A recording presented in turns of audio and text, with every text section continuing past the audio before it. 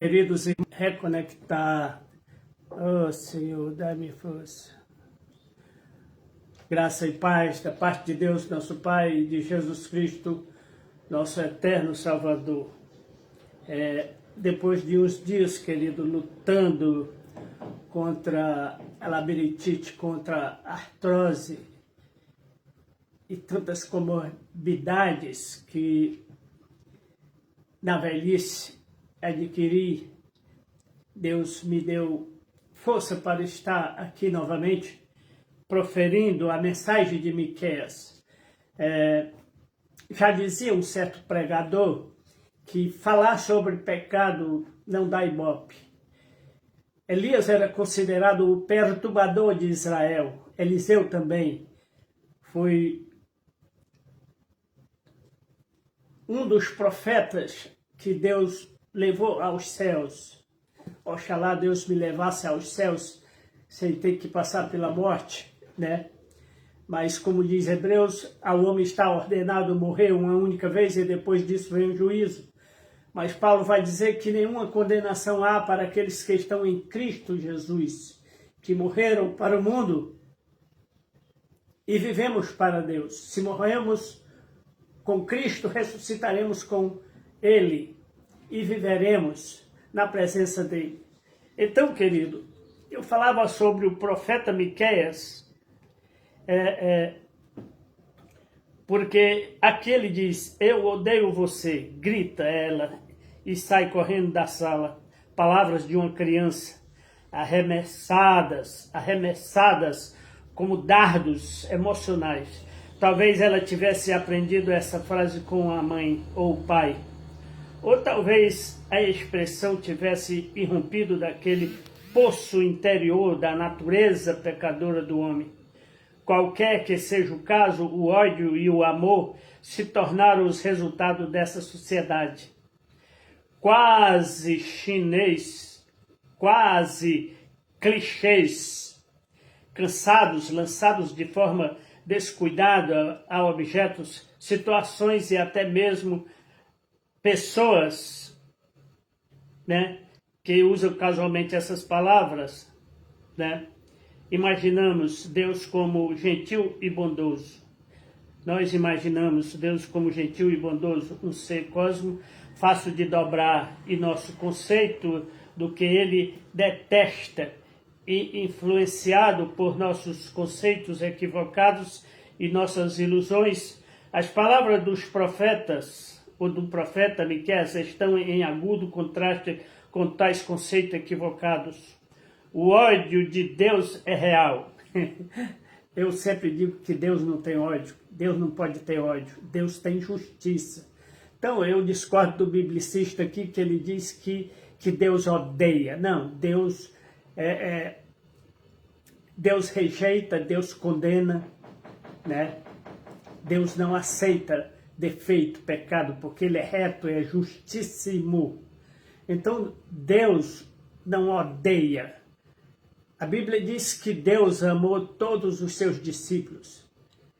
E amou todos, até Judas ele amou. Mas Judas não aceitou o seu amor. Virou as costas para Jesus e Jesus então virou as costas para ele. Mas a vontade de Deus é que todo homem se arrependa, se converta do seu pecado ou do seu mau caminho e se volte para Deus. Mas nem sempre acontece isso porque o homem quer ir a Deus da sua maneira, do seu jeito, do seu modo, com seus pecados, com seus defeitos. E Jesus disse a Nicodemos: é necessário nascer de novo, meu filho. Não adianta você ser religioso, não adianta você ser aquele cara que faz promessa para andar 500 quilômetros a pé. Não adianta você sacrifícios e oferta não quiseste, né? Então, o próprio profeta Isaías vai dizer que agradou a Deus moer o seu filho, fazê-lo enfermá-lo, né?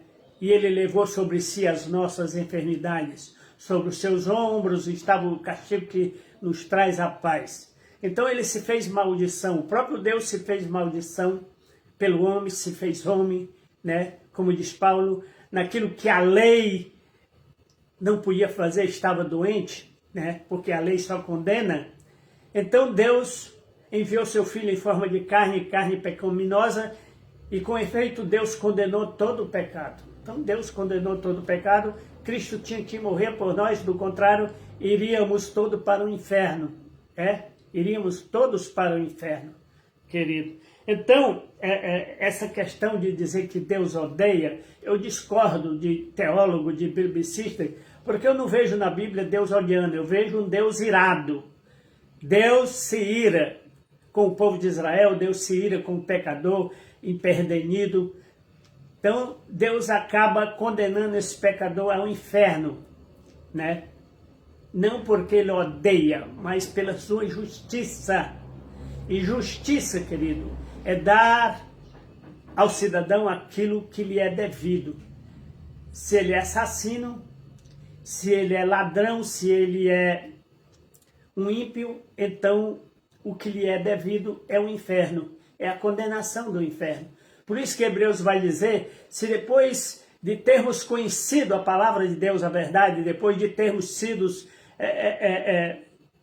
lavados e tendo provado das coisas vindouras de Deus, se pecarmos deliberadamente, já não resta sacrifício pelo nosso pecado, mas uma condenação horrível, né? Mas uma expectação horrível de condenação. Então, o pecador que conhece a Jesus Cristo, eu fui crente, eu era crente, então ele nunca foi crente, então já não existe sacrifício pelo seu pecado, ele vai para o inferno sim, ele é condenado ao pecado. A Bíblia diz, nenhum ladrão, nenhum assassino, nenhum roubador, nenhum mentiroso, nenhum homossexual entrará nos céus. Ele tem que se converter, ele tem que nascer de novo. E eu falava sobre isso, não nascer da vontade do homem, não nascer da carne, do sangue, mas nascer da vontade de Deus, nascer pelo lavar regenerador da palavra. Então, Miqueias apresenta este retrato de Deus, o Senhor Todo-Poderoso, que detesta o pecado, que ama o pecador, que não detesta. Deus rejeita o pecado, Deus não aceita, Deus abomina, Deus vomita o pecado. Deus disse àquela igreja de Laodiceia, quem me dera que tu fosses quente ou frio, mas tu és morno. Tu és morno, nem és quente nem és frio, por isso estou ao ponto de vomitar-te. Então, que é uma pessoa morna? Pessoa morna, quando você amorna a água, é porque você não quer ela quente nem fria. Então, a água morna, ela nem é quente nem é fria. Então, Deus está dizendo, você tem que ser crente, você tem que ser perfeito, você tem que ser reto, você tem que ser honesto. Ou você é quente ou você é frio. Mas você não pode ser falso. Então, a água morna é a mesma coisa de um cidadão que diz que é honesto e chega, apresenta a Bíblia e diz que é batizado, etc., e compra fiado e não paga. É velhaco. Então, é uma pessoa falsa, certo? Assim como um pastor falso, pastor mercenário, aquele pastor que Paulo vai chamar de lobos vorazes, de falsos obreiros, Pedro vai chamar de homens avarentos que amam o dinheiro. Então, são pastores que deturpam a palavra de Deus e que amam somente o dinheiro. E Ezequiel 34 vai dizer, o pastor não deveria pastorear as ovelhas? Mas não, vocês não são pastores, vocês pastoreiam a vocês mesmos. Vocês não levam minhas ovelhas para descedentar, vocês não levam minhas ovelhas para os pastos verdejantes, vocês não protegem as minhas ovelhas, vocês, quando vê o lobo, vocês abandonam minhas ovelhas, as aves de rapina, aos lobos. Então vocês são falsos. É aquela pessoa que não é quente e nem é frio, é morna. Então, querido, eu discordo do biblicista quando ele diz que Deus odeia. Deus não odeia. Então, Miqueias foi um profeta que profetizou nos anos 700 a 600, foi contemporâneo de Jeremias, de Isaías, foi contemporâneo de Oséias. Então, Miqueias foi um homem tirado do campo, assim como Pedro foi tirado da pescaria. Pedro era um pescador, muitos dos discípulos do Senhor eram pescador, João era pescador, né? André era pescador, só Paulo que era um erudito, mas a maioria dos apóstolos eram iletrados, né? Nunca estudaram em faculdade. Então Miqueias era um profeta, e ele é um dos 12 profetas menores, que assim como Amós era um agricultor, um homem tirado do campo, e Deus encheu de sabedoria, porque Deus dá a quem quer, né? Deus dá a quem quer, a quem ele conhece. Então ele profetizou no reinado do norte, no reinado de Judá também, reinado do sul. Este juízo virá por causa da prevaricação de Jacó, por causa dos pecados de Israel, Miqueias 1:5. E o profeta lista seus pecados desprezíveis, Miqueias 2:2. Então, quais são os pecados desprezíveis? Tem muita gente dizendo, 7 pecados capitais, a gula, a avareza, etc. Sabe, querido, todo pecado é pecado, mas há pecado que é para a morte de João. Há pecado que é para a morte, esse não digo que vocês devam orar. Então, Miqueias lista alguns pecados, né, que até hoje o povo de Deus ainda comete, como a avareza.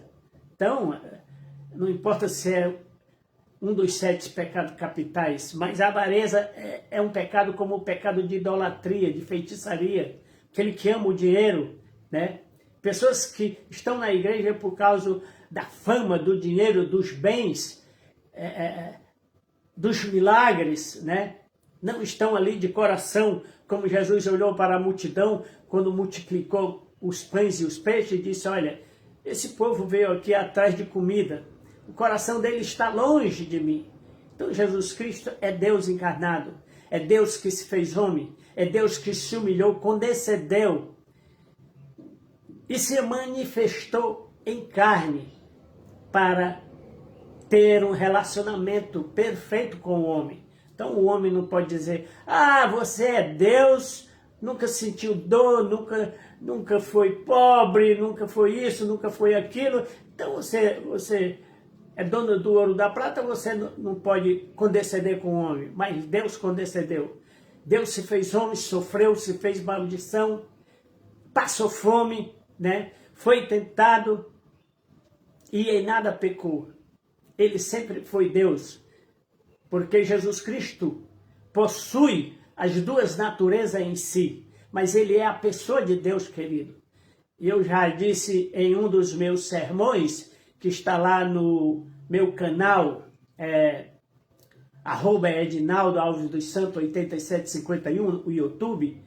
Então, hoje eu mandava uma mensagem para o meu amigo ex-cunhado, Maninho, Francisco Evanizo, lá em Barbalha, né?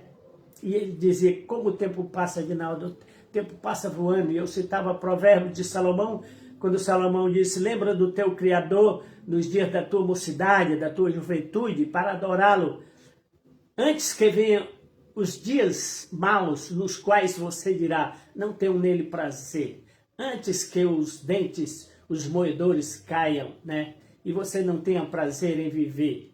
Então, adore ao Senhor enquanto você tem juventude, mocidade. E João vai escrever um capítulo especial na sua primeira carta aos jovens, né? Jovem, vos escrevi porque vocês são fortes. Então, o jovem de hoje será o pregador de amanhã. Eu já fui jovem e quando cheguei em Boa Viagem em 88, fui convidado para pregar na rádio Asa Branca, no programa Encontro com Deus. Ali fiquei por 6 meses. Depois quando voltei, fui proibido por alguns oficiais de pregar a palavra de Deus.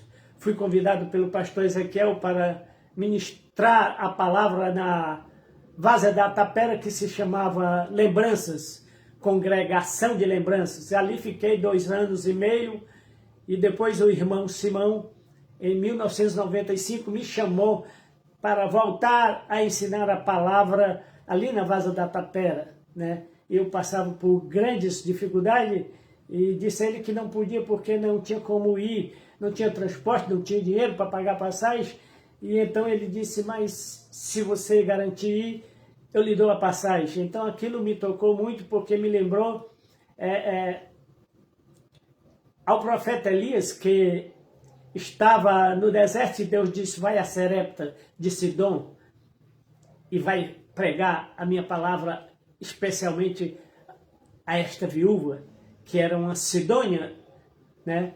Morava lá em Sidom, Sarepta, no lugar chamado Sarepta de Sidom, e era uma pagã, ou seja, uma mulher que idólatra, que adorava a deuses. E ali Elias pregou o evangelho, pregou a palavra de Deus para ela acreditou, e então ela que tinha pouca farinha, e disse ao profeta, profeta, eu tenho um pouco de farinha, vou fazer um bolo, vou comer com meu filho e vamos esperar a morte.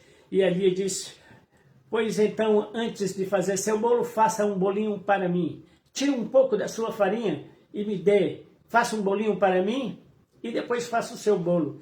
E ela então obedeceu a palavra do profeta e foi bem-aventurada e foi feliz. Nunca mais faltou farinha na casa dela, na botija que ela tinha. Então você que está me assistindo hoje, reparta a sua farinha com alguém. Reparta, faça aquilo que o Senhor Jesus disse, aquele jovem. Vai lá, vende o que tu tens e distribui com os pobres. Depois vem, segue-me e te darei um tesouro nos céus. Então o profeta Miqueias vai falar disso. O que é que Deus requer de ti, homem? Não é que tu repartas o teu pão com o faminto? Que pratiques a justiça, o amor, a bondade, a generosidade? Este é o evangelho do Senhor Jesus, querido. Então muitas pessoas não querem ouvir sobre os seus pecados. Não, eu não sou avarento. Então pessoas que é escravo do comércio, escravo do trabalho, escravo do dinheiro, mas diz que não é avarento. Não entendo. Então o profeta lista aqui alguns pecados, querido, como a avareza, o roubo. Roubar não é só pegar um revólver e assaltar, mas é mentir. Mentir é roubar. Quando você mente, querido, você está roubando a confiança de alguém. O crente Ananias e Safira mentiram, venderam o terreno por 200 e chegaram para Pedro e disse que tinha vendido por 100. Então, Pedro disse, olha, porque mentiste ao Espírito Santo, tu vai morrer. Porque o dinheiro é teu, você dava se quisesse, você vendia se quisesse o terreno. Você não precisa vender, você não precisa dar o teu dinheiro. Deus não quer o teu dinheiro. Mas já que você vai dar, você tem que dar todo, disse ele. Porque todo mundo estava vendendo as propriedades e colocando o dinheiro aos pés dos apóstolos para distribuir com os pobres, com os órfãos e a viúva, aquilo que Tiago vai dizer na sua epístola, a verdadeira religião é cuidar dos órfãos e das viúvas. Cuidar aqui significa dar uma cesta básica, dar roupa, né, dar vestimenta, dar calçado. Então isto é roubo, querido, isto é roubo. Então é um dos pecados, avareza, roubo, que até hoje muitos crentes cometem. E outro pecado, a depravação, opressão, oprimir o pobre, hipocrisia, heresia, injustiça, 3:9, extorsão, mentira, né? Homicídio e outros crimes. O juízo de Deus virá contra esses pecados. Então, nós paramos, querido, no livro de Miqueias, no capítulo 2, e quero ler um pouco do capítulo 3 para você, quando Miqueias traz juízo ao povo de Deus. Então, Deus vai trazer juízo, querido. Aquilo que o homem plantar, aquilo que o homem semear, ele vai colher. Quem semeia vento, colhe tempestade. É assim o ditado, né? Então, Miqueias diz aqui no capítulo 3, mas disse eu, ouvi vós, chefes da congregação, príncipe da casa de Deus, não é a vós que pertence saber o direito? Vocês não dizem que sabem? Vocês têm direito, eu sei, eu sou doutor, eu sou PhD, eu sou pastor, eu sou um profeta. É assim que você diz? Ó vós que aborreceis o bem e amais o mal, que arrancais a pele de cima deles e a sua carne de cima dos seus ossos, e que comeis a carne do meu povo, e lhes arrancais a pele, e lhes esmiuçai os ossos, e os repartis, como para a panela e como carne de meio do caldeirão. Então ele cita aqui os filhos de Eli, que roubavam a carne que era cozida e era para ser distribuída, e eles tiravam os melhores pedaços. Ezequiel 34 vai falar exatamente disso, das ovelhas gordas que pisoteiam a grama para que as ovelhas magras não comam. Ovelhas opulentas, ricas, que toldam a água depois de beberem para que as outras não bebam, né? Pessoas egoístas, pessoas prepotentes, arrogantes, que se auto-justificam com o seu louvor, com a sua gritaria, com a sua sabedoria humana, né? Que Tiago vai dizer que a sabedoria humana ela é demoníaca, ela traz divisão, traz confusão, e Deus não é de confusão. Então Miqueias denuncia o pecado do povo de Israel, né? E vocês arrancam a pele e esmiuçam os ossos. O que é isso? Arrancar a pele e esmiuçar os ossos. É justamente exigir dos crentes oferta, dinheiro. A igreja está precisando. O caixa da igreja está vazio. Aí então faz uma arrecadação. Nós vamos fazer uma arrecadação hoje para comprar uma rádio. Nós vamos fazer uma arrecadação para comprar uma TV. Nós precisamos de uma TV para anunciar o evangelho. E assim por diante. Eu fui a uma igreja aqui em Fortaleza, na Parangaba, no João 23, e o pastor só falava nisso. Os crentes tinham que fazer quermesse, os crentes tinham que fazer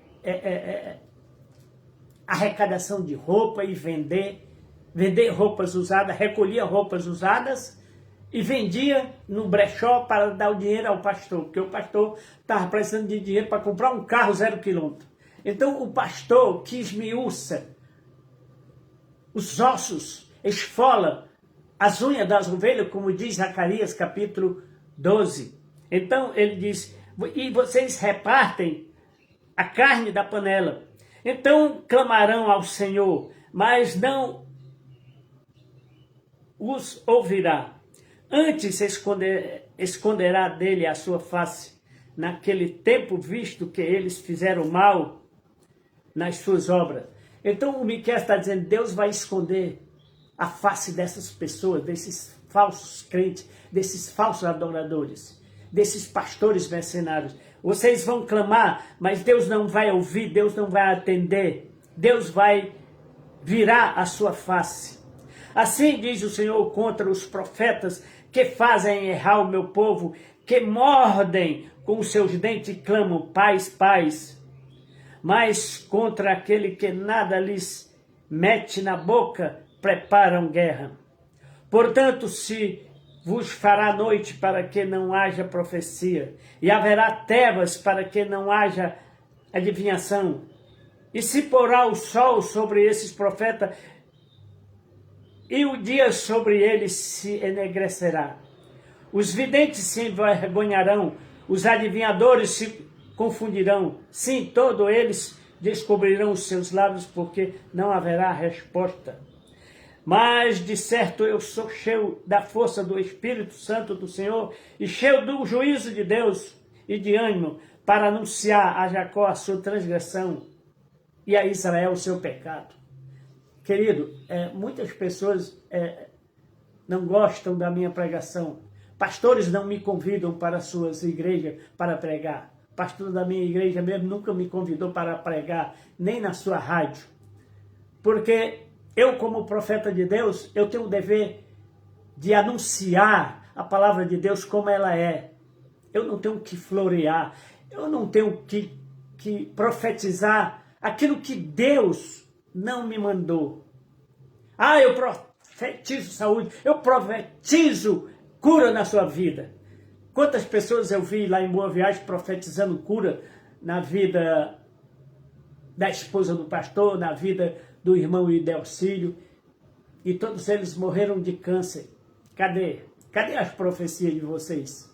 Se cumpriram? Não, porque Deus virou as costas para esses falsos profetas, querido. Sim, Deus disse, eu vou virar as costas, a minha face eu virarei para vocês mentirosos, falsos, né? Então, ele diz assim, porque vocês fazem errar o meu povo, portanto se vos fará noite para que não haja profecia, e os videntes vão se envergonhar, se confundirão, mas de certo eu sou cheio da força do Espírito Santo, diz o profeta Miqueias. Aqui é o profeta Miqueias falando que está cheio do Espírito Santo do Senhor para falar a verdade. Assim como eu estou cheio do Espírito Santo para falar a verdade, sem medo de ser apedrejado, querido. Podem me apedrejar como fizeram com Estevão, mas a única palavra que direi é Deus, perdoa-lhes, porque eles não sabem o que fazem. Querido, eu não posso falar aquilo que Deus não me manda falar.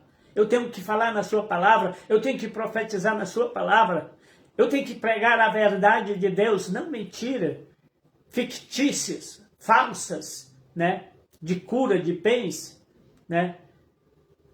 Porque assim eu estaria curado da labirintite, da minha artrose, né? Sou hipertenso e passo dias sofrendo. Ontem à noite foi uma noite de treva, de sofrimento, de guerra espiritual, e eu dizendo, Deus, se tu me queres ainda como profeta, me cura, me dá saúde para pregar, porque eu sinto que as dores me impedem, a cabeça tonta, dores horríveis, aqui, aquele entalo, aquela coisa ardente no meu peito queimando, querido, que eu penso que vai ser o fim, que eu vou morrer. Então me leva, Senhor, não deixa eu sofrer tanto, mas me vem à mente o que o profeta, o último dos profetas, João Batista, disse aos seus discípulos, vão lá, pergunta se ele é mesmo o Messias, porque eu estou aqui na prisão, eu vou ser decapitado e ele não faz nada por mim. E sabe o que Jesus mandou os discípulos dizer a João Batista? Jesus disse, vai lá, diz a João Batista que os cegos estão vendo, que os coxos estão andando, né? Que os surdos estão ouvindo. É isso, querido. João Batista estava ali na beira da morte, ia ser decapitado, como foi. Herodes o decapitou e ofereceu a sua cabeça numa bandeja de prata. E Jesus deixou tudo isso acontecer, por quê? Por que Deus deixou acontecer isso com João Batista? Né? Você se pergunta por que Deus levou Enoque vivo, por que Deus levou Elias vivo, por que Deus deixou Eliseu adoecer e morrer de uma doença incurável. O texto bíblico diz que Eliseu adoeceu de uma enfermidade que era para a morte. Não adiantava ele orar porque ele não seria curado. E Eliseu não foi curado, Eliseu morreu, querido, Eliseu morreu, né? E você se pergunta por que o profeta tem que morrer, tem que sofrer. Mas isso é da vontade de Deus, são mistérios de Deus. Então o profeta diz aqui, eu estou cheio da força do Espírito Santo para pregar a verdade a vocês, para anunciar a vocês a transgressão, o pecado de vocês. Ouvi agora, vós, chefes da casa, maiorais, vocês que abominam o juízo de Deus, que pervertem a doutrina, o direito, e edifica a Sião com sangue, com violência. Então, terminando o capítulo 3 de Miqueias, ele diz, os chefes dão sentenças, né? Os chefes dão sentenças por presentes, os seus sacerdotes ensinam por interesse, e os seus profetas adivinham por dinheiro, e ainda se encostam ao Senhor dizendo, não está o Senhor no meio de nós, nenhum mal nos sobrevirá. Portanto, por causa de vós, Sião será lavrado como um campo, Jerusalém se tornará montões de pedra e o monte desta casa em lugares altos de um bosque. E foi isso que aconteceu com Jerusalém. Se tornou um montão de pedra, né? Porque, diz ele aqui, os sacerdotes se ensinavam só por interesse. Por interesse.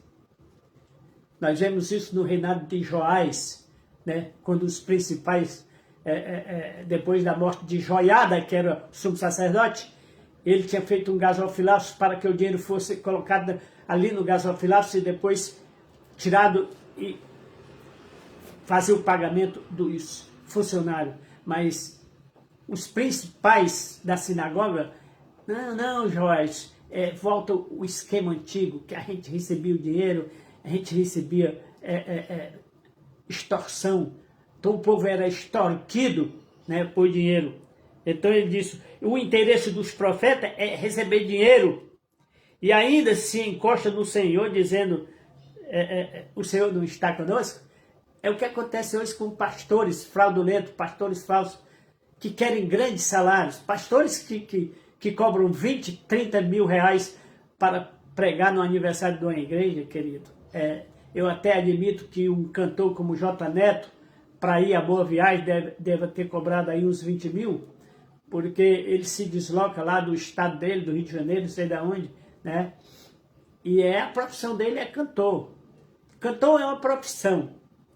Não venha dizer que cantor, é um dom de Deus, mas é uma profissão. Ele tem aquilo como uma profissão, ele é compositor, Deus dá as canções e ele vende as canções, né, para a gravadora e recebe os direitos autorais. Então, cantor é uma profissão. Poucos são aqueles que cantam sem ganhar nada, né?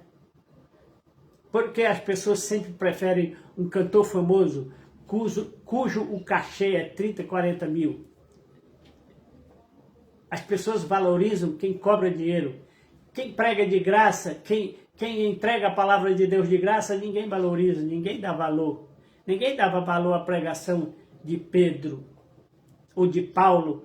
Quando Paulo se converteu, ele disse, olha, vocês pagam, lá, está lá escrito em Filipenses, quando ele disse, olha, vocês pagam salários aos principais, mas a mim eu não recebo salário. Então Paulo dizia, eu sou digno de um salário, sim, porque eu trabalho para vocês. Então seria injusto, ou não seria justo eu dar-lhes o pão espiritual, a palavra de Deus, e receber um pouco do material? Então, Paulo questiona essa questão do dinheiro no sentido de oferta. Paulo precisava de roupas, de calçados, de pagar o aluguel. Ele estava preso lá em Roma, mas tiraram ele da prisão, colocaram numa casa e ele pagava o aluguel da casa. Então ele pedia oferta às igrejas. Gente, mandem oferta para mim, para que eu pague o aluguel, para que eu tenha roupa, tenha calçado. Paulo comprava livros, né? Tinha muitos livros. E é certo que ele era fazedor de tendas, mas já estava velho, as mãos calejadas, já não enxergava direito. Então ele pedia oferta às igrejas e dizia, será que eu estou sendo injusto? Eu estou despojando a igreja em pedir oferta, porque eu entrego o alimento espiritual e seria muito receber o material de vocês? Então Paulo não despojava, Paulo não exigia grande salário. Mas aqui Miqueias denuncia os sacerdotes, os profetas, né, os videntes, os feiticeiros, né? E ele diz, olha, eles ensinam por interesse. Ensinam por interesse. E os seus profetas adivinham por dinheiro. E hoje, querido? E hoje? O que podemos falar? Você acha que eu ganho dinheiro? Que eu ensino a palavra de Deus por interesse meu? Não, eu ensino porque o Espírito me constrange. Eu sou constrangido. Eu fui um escolhido para pregar a verdade, para mostrar o pecado do povo. para advertir. Tem um hino que diz assim: há perigo grande e grave para quem se descuidar, né? Não lembro bem a música, mas a gente cantava muito nos anos 90, lá em Boviais. Eu cheguei em 89, em 94 eu fui superintendente da escola, então a gente gostava muito de cantar hinos assim: igreja, alerta, o tempo está chegando, há perigo grande e grave para quem se descuidar. As novas do Evangelho ressoando estão aqui, né? Então eu sou constrangido a pregar, não por interesse de fama, não por interesse de mídia, porque eu dizia a um irmãozinho, Renato Facundo: irmão, promova o meu canal. Pedi ao irmão Edson que promovesse o meu canal, mas ele não me respondeu. Eu tenho 35 assinaturas, preciso de 50. Estou há mais de um ano e meio no YouTube e tenho 35 assinaturas, né? Então eu vejo pessoas, essas influências aí, 1 milhão de assinaturas falando besteira, né? Contando umas piadas horríveis. E eu que prego o Evangelho, e nós que pregamos o Evangelho, a verdade de Deus, não temos o direito nem de participar da mesa, temos que ficar trancados, fechados. Então, meu querido, se você quer me abençoar, vá lá no canal @Edinaldo Alves dos Santos 8751, se inscreva lá, mostre o seu amor, como dizia aquele hino, o irmão Zé Gomes gostava muito de cantar: ao teu vizinho mostra amor, mesmo quando for difícil, mostra amor. Você não precisa gostar, né? Mas você precisa amar, porque o amor é de Deus, como diz João. Amados, amemos, porque o amor é de Deus, e aquele que não ama não conhece a Deus e não pertence a Deus. Portanto, o meu amor para convosco é grande, e prego a palavra de Deus por amor, simplesmente por amor, não por interesse, mas para adverti-los do perigo que estamos correndo se descuidarmos, Senhor. O diabo anda em derredor, rugindo como um leão, procurando nos tragar, diz o apóstolo. Então devemos ter muito cuidado. Não deixe que as riquezas do mundo, que as coisas do mundo sufoquem a palavra de Deus. Abra o coração e deixe Cristo entrar. Deixe o sol em ti nascer. Amém? Que Deus te abençoe.